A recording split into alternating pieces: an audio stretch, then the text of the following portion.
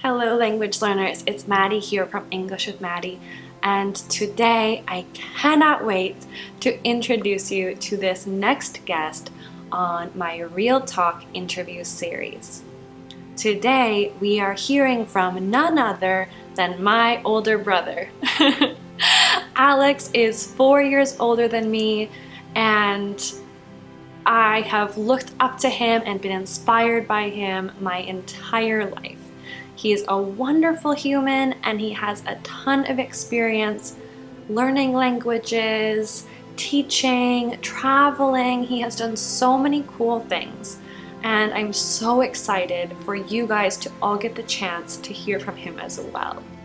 So make sure you have your pens and paper ready to jot down some notes. Check out the study guides that I have attached down below if you have not already, so that you can get the most out of this interview. And with that, on that note, let's meet Alex. Okay, we're going to start with the first 4 questions, starting with brief introduction. My name is Alex Brame. I am 31 years old. I am from Minnesota, but I currently live in Portland, Oregon, where I teach communication and I coach the speech and debate team at a local community college. The second question, where did you grow up? I was born in St. Paul, Minnesota, and I actually spent most of my childhood in Eagan, which is a suburb just outside of St. Paul. The third question, where did you go to college? What were you studying? I also attended college in Minnesota. I went to St. John's University, which is a small private liberal arts university.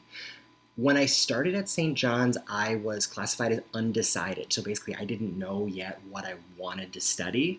I basically was taking a whole lot of different classes that I found interesting.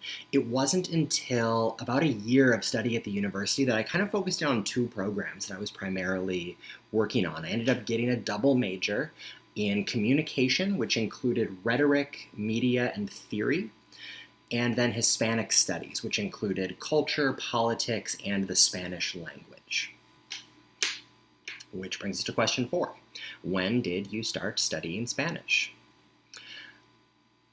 I think my first Spanish class was a week-long summer program when I was like 6 or 7 years old, and it was very playful, and it was definitely intended for children. But the first time that I studied Spanish for a full year in a more formal setting was, I think, in 7th grade, so I was about 12 years old. I continued to take Spanish classes through high school, and then, as I mentioned before, I continued formally taking Spanish classes through my time in college at the university. Okay, this video is going to be the answers to questions 5 and 6. So starting with number 5, what were the most challenging and most rewarding parts about learning a second language? There are really a couple things that stand out to me as challenges of learning language, specifically learning the Spanish language. The first is it felt like as soon as I would really start to master something, something else would come along, and I would feel like I would struggle with that next thing. So for example, I remember early on in studying the language, things like conjugating verbs, and I was introduced to that idea and practiced and practiced and practiced, and then finally felt like I was starting to get the hang of it. And then we would be introduced to irregular verbs that conjugated in slightly different ways that didn't follow the usual rules. And then I would struggle and struggle and struggle with that and finally feel like I was mastering it. And then we would be introduced to a new tense. And it just always felt like once I finally had a good understanding of something, we would move on to another thing, and then I would have to struggle with that. And so it was always a struggle. A second challenge is I always tended to study language in group settings, in more formal classroom settings, anywhere from 20 to 30 people. And it frequently frustrated me when it seemed like other people were understanding concepts either more completely than I was or more quickly than I was. And I have this terrible tendency to compare myself to other people, and that would get very frustrating when it seemed like, oh, maybe I'm not good enough to do this. And that was always hard to kind of mentally get over. But I also think that learning a second language was incredibly rewarding. I think that becoming proficient in Spanish has allowed me to think in different ways. Really, the language that we use constructs our reality, and we're able to view the world through a different lens when we're able to think about the world around us in a different language. And I really appreciate that. I find it very rewarding. I think it's made my whole worldview better. And I'm also very happy that I've been exposed to culture that I would not have otherwise been exposed to had I not focused on studying the Spanish language. Some of my favorite music is in Spanish. Some of my favorite movies are in Spanish. And I would not have been exposed to some of these things if not for intentionally deciding to study and try to master a second language. The sixth question is, how did you study abroad? What was it like? What were your experiences? So I've actually been very lucky. Over the course of my formal study of Spanish, I had the opportunity to study abroad multiple times. So we'll kind of take this question one at a time. The first time that I had an opportunity to study abroad through St. John's University was a 5-week summer program in Valladolid, Spain.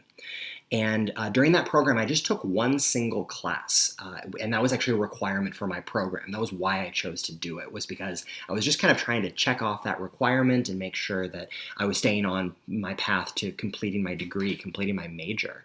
But what I also really appreciated about this, once I got there, was in the past, prior to that program, I had always studied Spanish as one of many classes that I was taking. And I would never really fully focus on just language. I would also be taking a math class. I would also be taking a communication class. I would also be taking a history class. But studying abroad really forced me to entirely focus on language. And in that time, I was just taking the one class while I was living with a host family and really immersing myself in Spanish culture. And I think that allowed me to kind of focus my learning and focus my brain a little bit better. The second time that I did a study abroad program, again through St. John's University, was a little bit more experiential learning. I had the opportunity to walk parts of the Camino de Santiago, which is a pilgrimage across northern Spain, and it was with a group of people from the university. I did earn college credit for doing that, but it was a little bit more open-ended. It was like an independent study, and I was able to choose individual elements of history and culture that I could study, and then of course practice my language skills as I was doing that. The other thing about that I really appreciated is the Camino de Santiago. It is a UNESCO World Heritage Site. It is known worldwide and especially throughout Europe. And what that meant was I had the opportunity to interact with lots of people from all over the world. Some of whom were native Spanish speakers, some of whom were native English speakers, and others whose first languages were a wide variety of other languages. And that was really great for me to be able to expand my worldview and understanding of the world through interacting with those different people as part of that program. And the final study abroad program I had the opportunity to do was more of what we would consider like a conventional study abroad program, at least in the American university system. And this was in Viña del Mar in Chile. And I took a full load of 4 classes at that time, and I lived with a host family as part of that program. Yes, I definitely learned a lot of Spanish language. I was definitely focused on language, but what I really appreciated about that program was it gave me the opportunity to study other topics that were relevant to my program. Things like South American politics, things like Hispanic cinema, things like human rights movements. And that was really valuable for me to be able to practice my language skills while also growing my mind and also expanding my studies in all of those different areas. The other thing that was very cool about that program was we were required to do some amount of field work, almost like volunteerism, but it was part of our study. And I had the opportunity to work at St. Peter's School, which is an English immersion middle and high school. And I actually had the opportunity to teach some of the middle schoolers there classes about debate. And that was a cool way for me to connect a lot of the different things that I had focused on and had studied, but also to gain some experience teaching. And that made this a really rewarding experience. Video is going to be my answers to questions 7 and 8. So 7, starting with what are the hardest parts about living in a non-English speaking country? What are the best parts? So something that I always found really challenging when entering a new country for the first time, especially a country where I didn't speak the language natively, was just navigating those everyday tasks, especially the ones that I felt like there were time constraints. So something that comes to mind as I'm thinking about my time living in Chile, I had to learn very quickly how to take a public bus system from my host family's house to the university, and that involved transferring at one point. And I just remember thinking the first few times I did it, I was so nervous because I didn't totally have all of the vocabulary that I needed. Getting onto a public bus, you don't have all the time in the world to really like think through everything that you have to say. I feel like I'm holding everyone else back behind me if I'm struggling with making my payment or communicating with the bus driver. And I felt very stressed out by those times where I didn't really have the time to be deliberate and think through what I needed to say.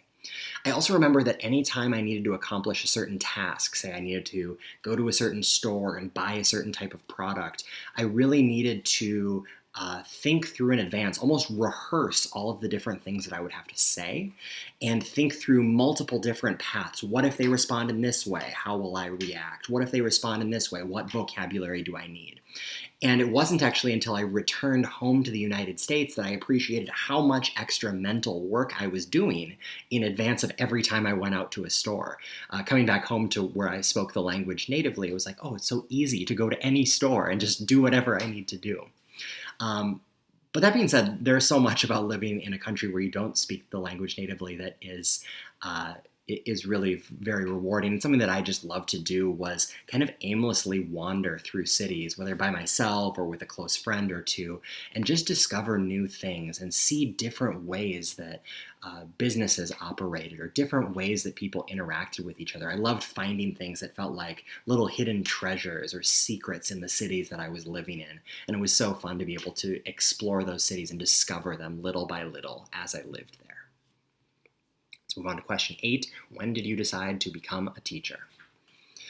That's a really good question. And to be honest, I do work professionally as a teacher. I can't say that there was a single moment in my life where I just had this aha and suddenly knew that teaching was exactly what I wanted to do.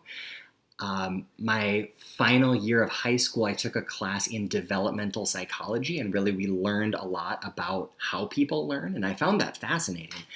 We actually had some opportunities during that class to practice teaching at a local middle school, but there was never a moment when I was taking that class where I decided, yes, definitely, I want to be a teacher. Instead, it just kind of opened me up to this idea of, oh, it's really interesting to study how we learn. When I was in college, I had the opportunity to coach at a local high school speech team. That was incredibly rewarding for me. I felt like mentoring young people and coaching young people was something that I was very good at and that I found very rewarding. But again, at the same time, I don't feel like during that experience, I really had this aha moment that said, hey, you should do this as a traditional career and become a high school teacher and then also coach speech. So really, I think the experience that convinced me to pursue a career in education was a summer teaching internship that I did with an organization called the Breakthrough Collaborative. I did that during the summer before my last year of college. What the Breakthrough Collaborative does is it recruits hardworking and high-achieving students from oftentimes underfunded public schools across our country, and then tries to help those students get a little bit of extra support during the summer through some classes, and then also providing them with more advising appointments throughout the year, really trying to push them to help them achieve and help them get into college where they can really thrive. I was so inspired by the middle school students that I taught that summer that finally I think it clicked with me that I wanted to pursue a career in teaching, in education. All right, and last but not least, let's do questions 9 and 10. So starting with question 9, what is it like teaching communication and coaching a speech team? I truly love the job that I have right now. Communication is one of my great passions. It was one of the degrees that I earned in college. It was what I earned my master's degree in at Portland State University years later. And it's so fun to be able to teach subjects like public speaking, which is one of my great passions at a community college. I think these skills are so important to everybody. I know that people feel nervous about public speaking. Communication apprehension is a very real thing. But I also think it's so valuable to everyone, both in their professional life, regardless of what job you end up going into, and also in your personal life, just being able to interact with other people in your family, in the world around you. My students are always super nervous when they start a new term. At the beginning of the quarter, it always feels like I hear from every student, I really put off taking this class as long as I could, but now I just have to do it. And what's so cool is to see the transformation over the course of the quarter. And by the end of the term, it feels like students have really discovered something within themselves, that they have a newfound sense of confidence. And for me as the teacher, that's so rewarding, and it feels like I'm doing very meaningful work. Coaching the speech and debate team is the other part of my job that I find especially thrilling. It's the part of my job that I get really excited about. And I love to mentor students in smaller group settings. That's part of what I like about it. In the more traditional classroom, we might have 25 students. With the speech and debate team, we generally have 6 to 10 students at a time. And I might meet with them one-on-one more often. And I find that really rewarding and very powerful. It's really exciting to go to tournaments and compete against other schools and even earn trophies in things like speech and debate competition. This is something that is really, I guess it's kind of addictive to me in a sense. I have a surprisingly competitive personality, and this is probably the closest that I'll ever get to winning awards in like competitive teaching. But it's also very cool to see students grow and to empower them with skills that will allow them to really voice their beliefs and stand up for things that they believe in. That brings us to the final question. What are your goals and dreams for your life as a teacher, et cetera, et cetera? So I really do want to grow in a lot of areas as a teacher. I hope that I never stop setting new goals for growth. I hope that I'm constantly trying to grow and get better. If I ever get complacent, I hope that someone brings to my attention some different ways in which I can get better. Right now, something that I'm thinking about a lot is how I can improve as an online educator. Of course, in teaching, I kind of got my start in a more traditional sense, standing in front of a classroom, lecturing, leading discussions. But between the COVID-19 pandemic, moving a lot of instruction online, and frankly, just in general, a lot of online offerings at community colleges and other universities are becoming more and more popular. And I think that I am really doing my job best as a teacher if I'm actively trying to get better at teaching online. So that's something that I'm really focusing on right now. As a language learner, I do have many goals. I really do hope that I can continue to travel and explore new places and cultures and use language as an opportunity to do that. There are many foreign countries, especially in Central America and in the Caribbean, that I have never experienced. And I would like to learn more about those countries and experience their cultures. But I also want to discover new places right here in the United States where Spanish is spoken more often, not just geographic areas like the American Southwest, but even right here in the city that I live in, different communities where Spanish is more influential and a more common language.